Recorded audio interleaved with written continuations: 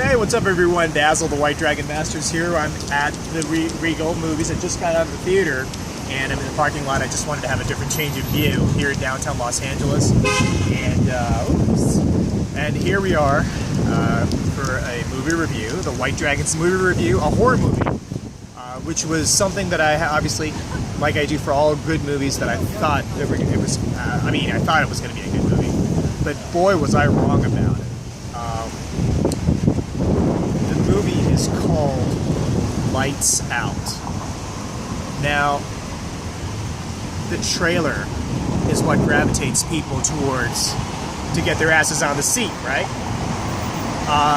And this, by what I saw, the trailer looked awesome. It looked great.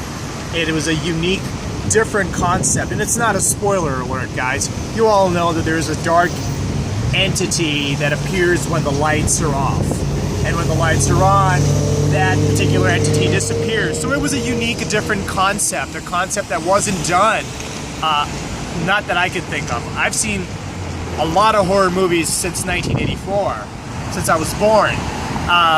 And this was by far the most different, unique concept, because you gotta remember, every horror movie is either a possession movie, or it's a zombie movie, or it is a vampire movie, but this was a completely different concept, which was interesting.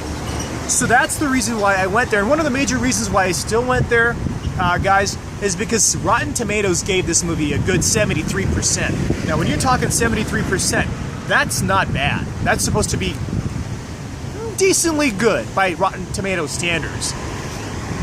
But I'm surprised. I have to rate it. I won't lie, guys. As a fanatic movie fan, as an actor, and as an analyzer, and passionate about horror movies, this was very, very bad. I mean, I give it a 5 out of 10. It's a 5 out of 10. Surprisingly, you know, let me start off with the cast. The cast is really, I mean, to me, they were unknowns, but they weren't bad. They were okay. A little overacting, but it was okay. Whatever. Who cares, right? Because you're here to see the entity. The buildup of the film, from the very beginning, it was too fast. It was almost like there was no buildup at all. Just from the very beginning itself, it felt really rushed. It almost felt just extremely fast. I almost thought that you know, we could slow down the pace of the film to make it look a little bit better. But it was there was in other words, there was no buildup at all. So that was something that was bad too. Now, the actual entity itself isn't horror. I mean, it looks like something from a movie like Pan's Labyrinth, you know, or Crimson Peak, you know, kind of entities that you would see in those type of fantasy films. It wasn't scary by any standards, especially if you watch movies like Exorcist or Omen or Evil Dead. This stuff is bullshit compared to it, literally bullshit. So, you know, do I recommend this? Absolutely not. It was crap.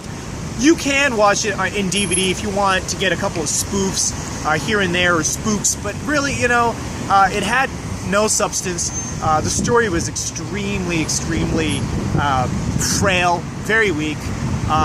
Could have been so much more better had they made this entity a little bit more advanced as the movie went by, but it looked very sane. There was really no buildup, and it was really, the background was extremely bad.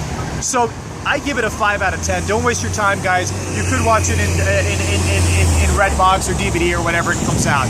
But for now, guys, Basil the White Dragon Masters is out. This movie was not that good. In fact, it was bad. Lights out. Hey-ya!